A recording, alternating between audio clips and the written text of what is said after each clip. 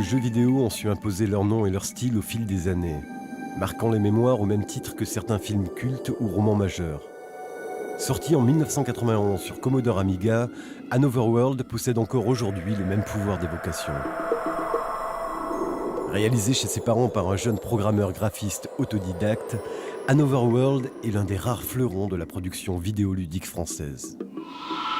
Éric Chahi, son créateur, débute dans l'informatique avec le ZX81 de son collège. Mal orienté au lycée en filière électronique, il se consacre à la programmation nocturne pendant quelques temps.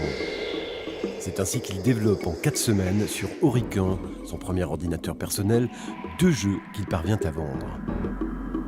Il abandonne rapidement les cours durant le développement d'un autre jeu, le Pacte sur Amstrad CPC, pour se consacrer totalement à sa passion.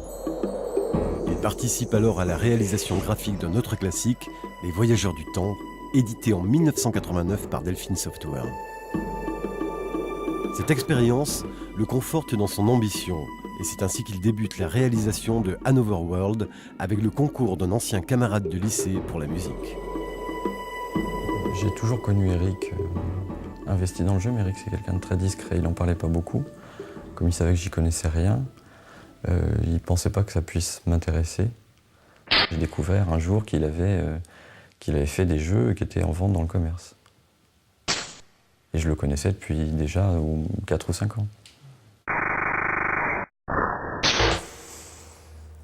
Je n'aime pas raconter l'histoire d'Another World parce que j'estime que les images le font bien mieux. Et en fait, j'ai conçu les images pour que ça raconte quelque chose. Donc le raconter moi-même, c'est toujours un petit peu bizarre. C'est vrai que dans Another World, mis à part le côté un peu action, il n'y a plus rien en commun avec ce que j'aimais au début du jeu vidéo, les jeux d'arcade. C'est-à-dire c'est une vraie cassure d'ailleurs, puisque tous les jeux de l'époque, la plupart des jeux de l'époque affichaient des scores.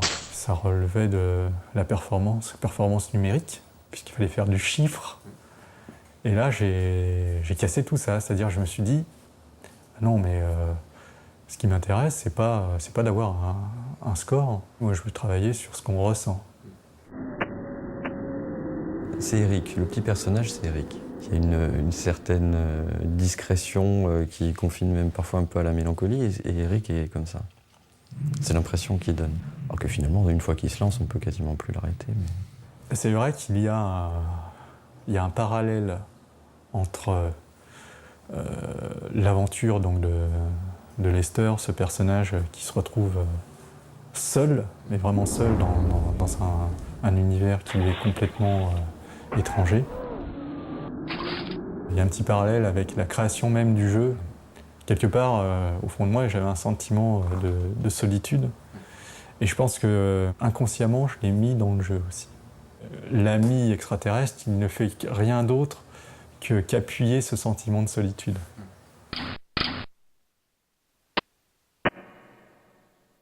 Je savais qu'il était sur un jeu, donc Éric est très discret. Il nous a montré quelques fonds d'écran, il nous a montré le personnage dessiné, il a dû nous montrer l'introduction une fois qu'elle a été réalisée. Et puis c'est lui qui m'a demandé... bah écoute, j'ai de la place pour mettre un peu de musique, est-ce que tu as des idées? Oui, des idées, j'en avais plein. En même temps, le niveau était quand même plus haut. Il avait créé un truc très très onirique, ce qui n'était pas le cas dans ses jeux précédents. C'est comme une première œuvre, un petit peu, où on met tout ce qu'on a, où on a emmagasiné de la création, un pouvoir créatif pendant des années sans pouvoir l'exprimer, et tout à coup on donne tout ce qu'on a, comme un premier film, comme peut-être un premier roman. Je voulais quelque chose qui serve le jeu et qui soit au moins à la hauteur, c'était pas évident à faire. En fait, j'ai une manière de travailler qui consiste à partir du flou et pour préciser petit à petit les choses. Comme par exemple, je t'avais donné un point de repère par rapport à la musique de Retour vers le futur. Je me souviens de te l'avoir fait écouter et il y avait un côté, une rythmique à base de caisse claire que j'aimais beaucoup parce que ça amenait un côté militaire et surtout un côté inéluctable, quelque chose qui avance mais qui recule pas. On avait tenté quelque chose pour la fin, pour la musique de fin. Ça n'avait jamais été fait, c'était d'avoir un solo de guitare pour la fin du jeu. Et donc Jean-François avait échantillonné des notes, mais le problème c'est que ça sonnait faux. Donc on s'est rabattu sur une dimension plus synthétique qui va très bien d'ailleurs. C'est toi qui as eu l'idée. C'était ce que tu voulais. On a fait des bruitages de bruiteurs sans connaître aucune technique. Par exemple, tous les bruits d'écrasement, les bruits d'os, quand un personnage se fait tirer dessus et que le squelette explose. Je me souviens qu'on avait ramé pour ce bruitage, on a tout essayé, des noix, on a essayé... on voulait faire des bruitages un peu violents, comme on voit dans les films d'horreur. Donc on a essayé d'écraser des tomates, on a essayé avec des éponges. J'avais une imprimante matricielle, les imprimantes qui font un bruit pas possible. Et j'ai utilisé ce son de crépitement pour les bruits d'éclairs dans l'ascenseur de la prison. Donc ce côté bidouille me plaisait beaucoup. On avait aussi enregistré des voix pour le langage extraterrestre, notamment le fameux Matsuba dans la prison. Matsuba. Chez moi, j'avais posé le magnéto et j'avais déblatéré tout et n'importe quoi, mais en y mettant de l'intention.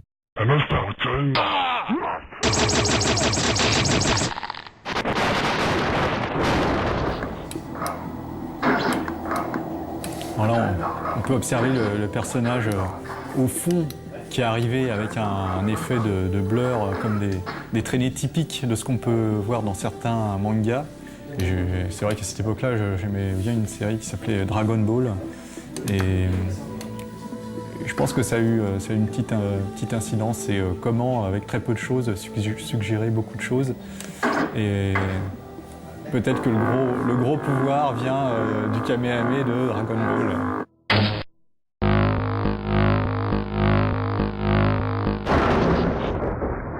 C'était assez secret quand même. Il nous montrait ce qu'il voulait bien nous montrer. Oui, parce que voilà. Pourquoi Oui.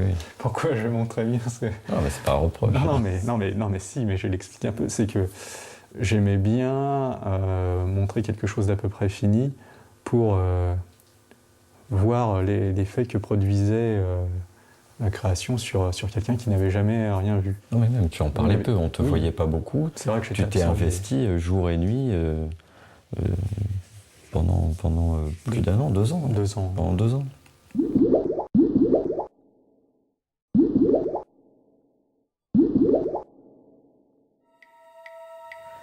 L'histoire est supportée par les graphismes, par les décors, par le choix de couleurs restreintes, peu de couleurs flashy. Il y a une ambiance, et c'est cette ambiance globale qui raconte l'histoire en fait. Plus qu'une histoire, moi j'ai trouvé que c'était un sentiment. On a un peu le sentiment d'un monde qui touche à sa fin, qui va s'écrouler, il va se passer quelque chose, où il s'est passé quelque chose, où il y a eu une catastrophe. Parce qu'on ne sait pas dans quel monde il arrive non plus, ce personnage. C'est un monde parallèle, il est dans le futur, il est dans le passé. On ne sait pas très bien où c'est, il donne aucune indication là-dessus. Le joueur ou le spectateur peut s'imaginer absolument ce qu'il veut.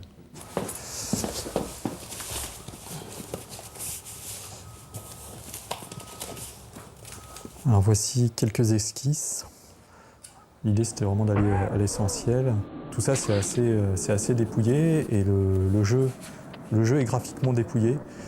Ça permet de travailler l'imaginaire du joueur. En fait le jeu, pour moi le jeu il n'existe pas sur l'écran, mais il existe dans l'esprit du joueur.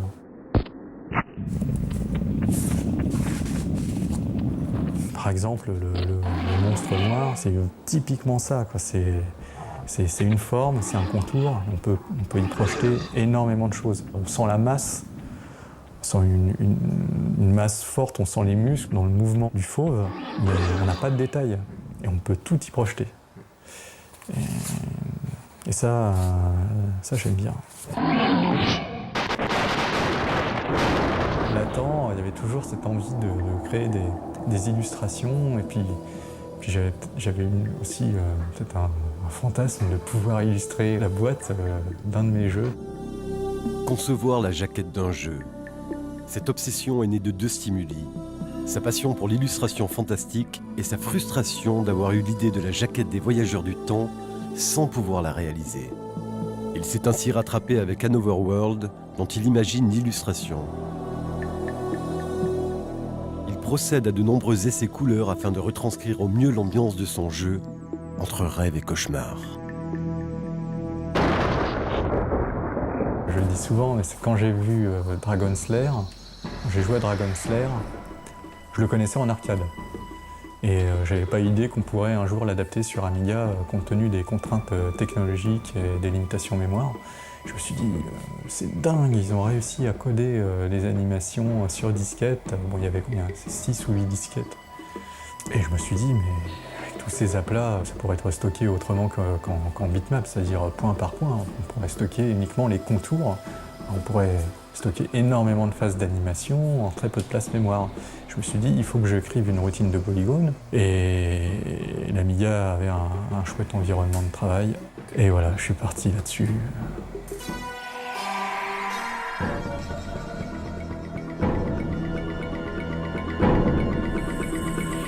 Donc, il n'y avait rien qui existait sur le marché, donc je me suis programmé véritablement mon éditeur. Donc, il est écrit en basique, en GFA basique,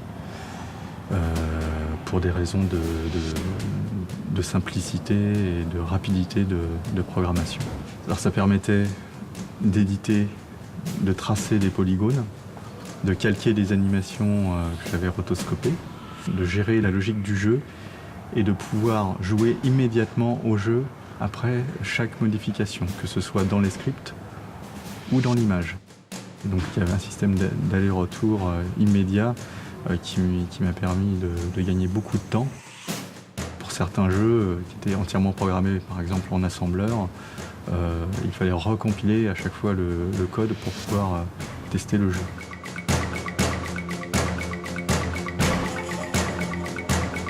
Là, je peux naviguer dans les différents objets qui sont constitués de polygones.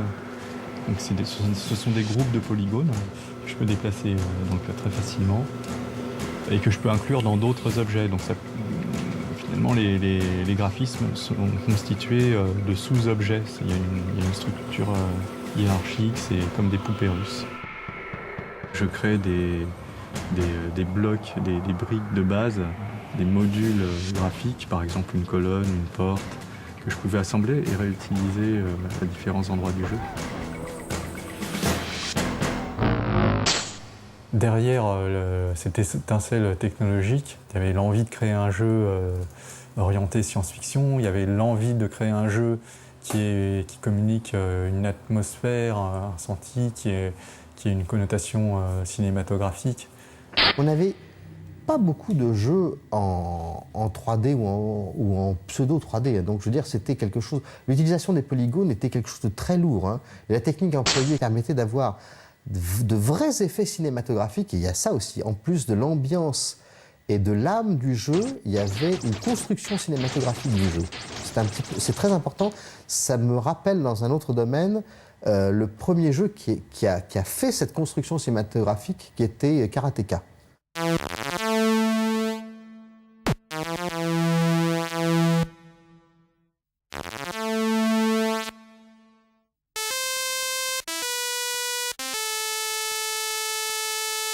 Sur Karateka, Jordan Mechner avait déjà utilisé du rotoscoping, mais je ne savais pas que c'était du rotoscoping. En fait, le rotoscoping, je le connaissais j'avais vu un reportage sur le Seigneur des Anneaux de Ralph Bakshi. Je m'étais dit que ça me permettrait d'aller plus vite et d'obtenir des mouvements je dirais, assez réalistes. Et finalement, je ne me suis pas tant servi que ça du rotoscoping dans le jeu. Je m'en suis servi principalement pour l'animation du héros, des animations de base, c'est-à-dire la course, la marche, dans l'introduction. Alors ici, c'est les objets quelques objets qui ont servi au rotoscoping. Ça, c'est le modèle réduit de la voiture que j'ai filmé pour l'introduction. Donc ça, c'est la canette qui a servi au décapsulage. Et ça, c'est l'objet le plus marrant, puisque c'est le pistolet du jeu, le pistolet laser. Plutôt que de chercher un modèle réduit, je me suis dit, de toute façon, ce qui compte, c'est la forme.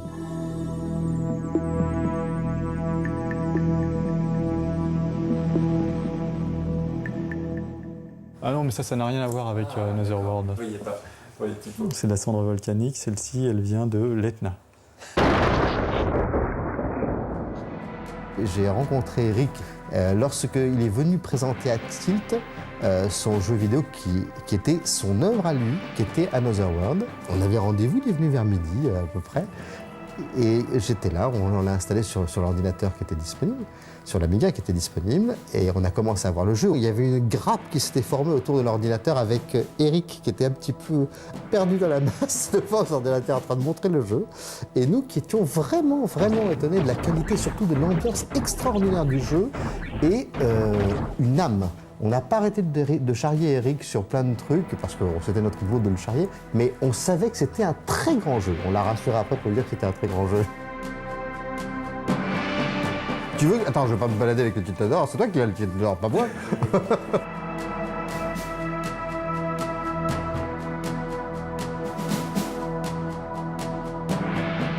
Avec Internet, je me rendais vraiment compte que ce jeu avait particulièrement marqué. Et à mon niveau personnel, ce jeu marque une étape. Et j'ai vraiment envie de créer quelque chose particulièrement, parce que là, ça rentrait dans la 15e année, donc je me suis dit, peut-être quelque chose à faire. Pour ses 15 ans, Another World s'offre un lifting avec des graphismes et une jouabilité retouchée. Il bénéficie également de points de sauvegarde plus nombreux et surtout d'un nouveau niveau, absent de la version Amiga mais présent sur les adaptations PC et consoles sorties à l'époque. Sans oublier la réintégration à la fin du jeu de la mention d'un Another Earth qui participe encore à l'aura de mystère de cet immense classique.